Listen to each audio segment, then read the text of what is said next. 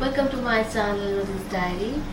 आज मैं आप लोगों के साथ जो वीडियो शेयर करने जा रही हूँ वो प्रेगनेंसी रिलेटेड है।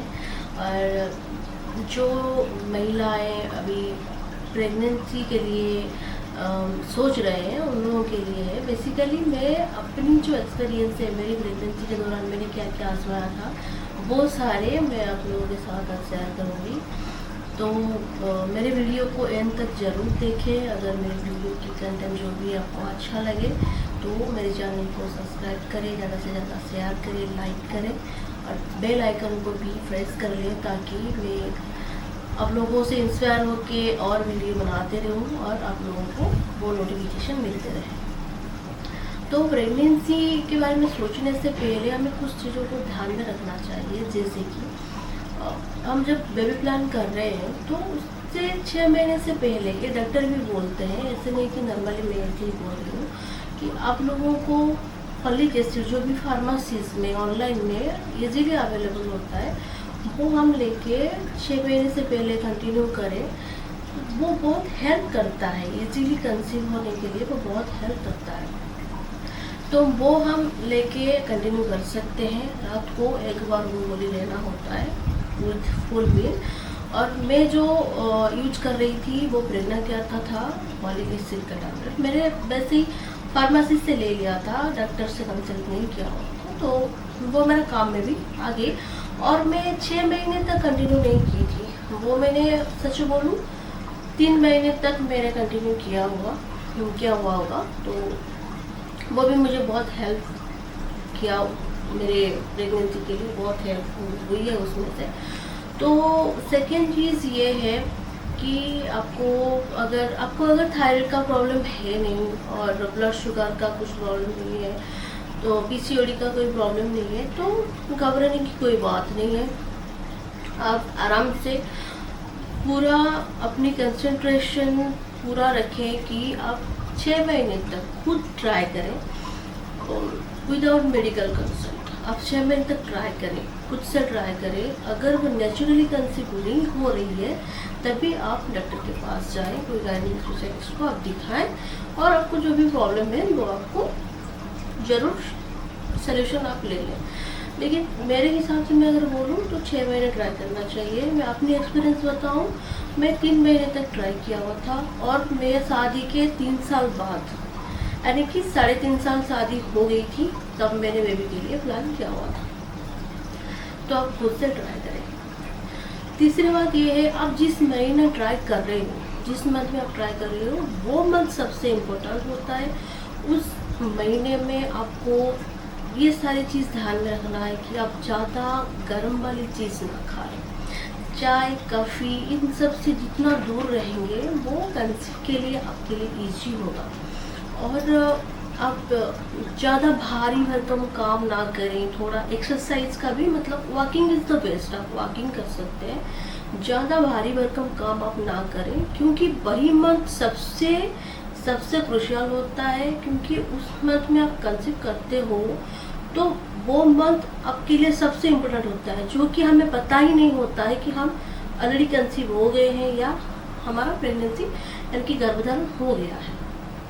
तो ये ध्यान में रखें। तो तीसरा चीज़ ये है, प्रेगनेंसी के लिए हमें ये बात जानना ज़रूरी है कि ओव्यूलेशन क्या होता है। ओव्यूलेशन के दौरान ही प्रेगनेंसी जो गर्भधारण होती है वो प्रोसेस वही दिन में होती है, लेकिन ये हम सारे लोगों को पता नहीं होता या तो हम उसको नोटिस भी नहीं कर पाते, क्योंकि आजकल इतना बिजी लाइफ हो गया है।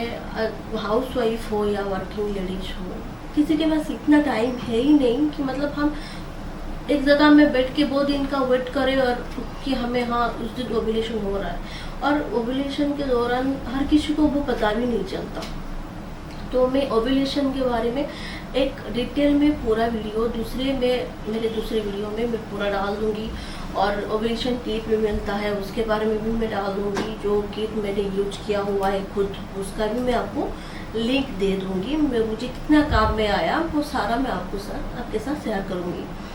तो नेक्स्ट चीज़ ध्यान में ये रखना है, ओव्यूलेशन कब होता है। ओव्यूलेशन जो अगर मैं आपको बोलूँ एग्जाम्पल दूँ कि आपका पीरियड नॉर्मल है, मतलब आपका मेंस्ट्रुएशन साइकिल नॉर्मल है, यानी कि 28 डेज से 32 डेज तक अगर आपका साइकिल रहता है, रेगुलर रहता है, तो आपका पीरियड, आपकी सपोज 1 तारीख को आपको पीरियड आया हुआ है और नेक्स्ट एक्सपेक्टेड पीरियड आपका 30 में आने का, आपको पता है कि मेरा 30 डेज का साइकिल है, 30 में मेरा एक्सपेक्टेड पीरियड आ जाएगा, तो उसका मध्यंतर यानी कि 15 तारीख को ज़्यादा चांसेस रहता है कि ओव्यूलेशन हो, ओव्यूलेशन का ज़्यादा चांसेस रहता है। तो आपको वैसे तो पता नहीं चलेगा कि यार 15 तारीख को मेरा ओव्यूलेशन हो रहा है या नहीं हो रहा है, या आप इतना ध्यान में नहीं रख सकते, तो आपको क्या करना है, वो 15 तारीख के पिछले 4 दिन और अगले 4 दिन, यानी कि 11, 12, 13, 14, फिर 15, 16, 17, 18, 19, तो ये जो 9 दिन का मैंने पीरियड बताया, ये 9 दिन इम्पोर्टेंस होता है कि इसी 9 दिन के अंदर कहीं भी किसी भी दिन आपको ओव्यूलेशन होता है। तो ओव्यूलेशन के 24 आवर्स तक अगर हम संबंध बनाते हैं तो हमारा गर्भ रुकने का चांस ज़्यादा होता है। तो बेसिकली अगर मैं पूरा अपनी वार्ड से मैं बताऊँ तो आपको जब पीरियड्स आ रही है, पीरियड्स के 7th और 8th डे से आप कोशिश करें एवरी अल्टरनेटिव डे आप संबंध बनाते रहें, ट्राई करते रहें, एवरी अल्टरनेटिव डे आप कोशिश करें, क्योंकि जब ओव्यूलेशन होगा, जो हमारी अंडकोश से एक रिलीज होता है और उसको ही ओव्यूलेशन बोलते हैं, तो वो 24 आवर्स तक हमारी बॉडी में जिंदा होता है। तो वो जब जिंदा होता है, गर्भाशय में आ जाता है, तो वो वेट करता है कि उसी 24 आवर्स में मुझे शुक्राणु के साथ मिलन हो जाए, और वो जो गर्भधारण की प्रोसेस होता है वही होता है। तो उसी हिसाब से अगर हम देखें तो अगर एवरी अल्टरनेटिव डे ट्राई करते रहेंगे, पीरियड की 8th डे से 20th डे तक अगर हम ट्राई करते रहे, तो प्रेगनेंसी का रुकने का चांसेस बहुत ज़्यादा रहता है। और जिसमें पीसीओडी का प्रॉब्लम नहीं है, इरेगुलर पीरियड्स का प्रॉब्लम नहीं है, हार्मोनल इम्बैलेंस का प्रॉब्लम नहीं है, वो लोग इसमें इजीली कंसीव कर सकते हैं। हाँ, तो दूसरी बात और एक हमें ध्यान में रखना चाहिए, जब हम संबंध बना रहे हैं तो उसमें बहुत सारी महिलाओं का ये क्वेश्चन होता है कि उसके नेक्स्ट के दिन या संबंध बनाने के बाद जो स्पर्म जो अंदर जाता है वो तो सारा बाहर निकल के आ जाता है, तो कंसीव कैसे करें। तो देखिए, वो नॉर्मल प्रोसेस है, जितना जाना चाहिए वो अंदर जाएगा गर्भाशय के अंदर, और जो बाहर आना है वो आ जाएगा, क्योंकि एक टाइम में कितने सारे स्पर्म्स अंदर जाते हैं वो हमें पता नहीं, अनकाउंटेबल होता है। तो आपको जब आप संबंध बना रहे हो, मेरी ये सलाह है, मेरे साथ ये भी हो रहा था, मेरे 2 महीने ऐसे ही, मतलब मेरा स्किप हो गया सारे सब कुछ, ओव्यूलेशन का हो गया, मुझे भी ऐसा लगा कि सारा तो बाहर निकल जा रही, तो कंसीव कैसे करूँ, तो थोड़ा घबराहट भी मन में आ गई थी। लेकिन आपको ये करना है, जब आप संबंध बना रहे हो उसके बाद आप सडन उठ के फ्रेश होने के लिए ना जाए, आप वही बेड पे आप लेटे रहे, एटलीस्ट 1.5 से 2 घंटे ट्राई करिए लेटे रहने के लिए। उसके बाद आप जाए, फ्रेश हो जाए, फिर आके सो जाए। और अब जब सो रहे हो तो आप कोशिश करें कि आपके जो थाइज एरिया है, आपको जो पैर के जो थाइज एरिया है उसके नीचे कोई पिलो रखें। आते समय आप ये चीज़ ध्यान में रखें, आप सडनली उठ करके फ्रेश होने के लिए ना जाएं, आप बेड पे एटलीस्ट 1.5 से 2 घंटे कोशिश करें कि आप लेटे रहें।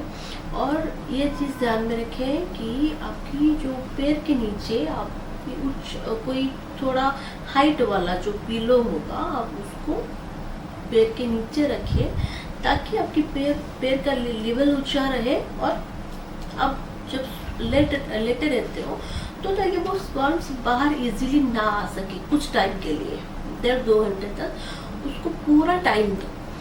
तो ये बात ध्यान में रखो, और इसमें कंसीव करने का चांसेस भी ज़्यादा रहता है। हाँ, तो ये बात तो, ये सारे जो टिप्स है जो भी है, ये सारे तो उन लोगों के लिए है जिनका रेगुलर पीरियड हो रही है, यानी कि 28 डेज से 32 डेज तक। लेकिन जिन लोगों को उससे ज़्यादा दिन में होता है, मतलब पीरियड इरेगुलर होता है, कभी 35 डेज में किसी को होता है, 40 डेज में भी किसी को पीरियड्स आता है, तो उन लोगों का वो ओव्यूलेशन का काउंट करना थोड़ा मुश्किल हो जाता है। तो इसलिए मैं जो बात आपको बताई ओव्यूलेशन काउंट करने के लिए, मतलब आपका पीरियड जो साइकिल है उसको बीच में, मतलब मध्य में भाग कर दीजिए।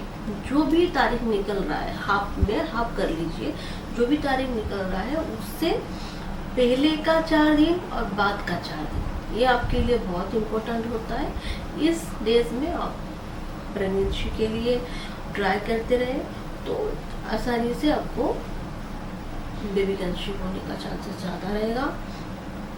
होपफुली मेरे वीडियो आप सबके लिए काम में आएगा, और अगर मेरी वीडियो अच्छी लगी तो मुझे कमेंट करिए, और क्या इम्प्रूव करना है और कुछ क्या नया डालना है, और आपको कौन सी टॉपिक में और इंटरेस्ट है जानने के लिए, वो सारे बात मुझे कमेंट में ज़रूर लिखें जाऊँगी। तो मेरे साथ आप जुड़े रहिए, मैं आगे जाके मेरे प्रेगनेंसी जर्नी सारे रिलेटेड वीडियोस आप लोगों के लिए मैं डालती रहूँगी। तब तक के लिए आप मेरे चैनल को शेयर करें, लाइक करें और सब्सक्राइब करें। Thank you.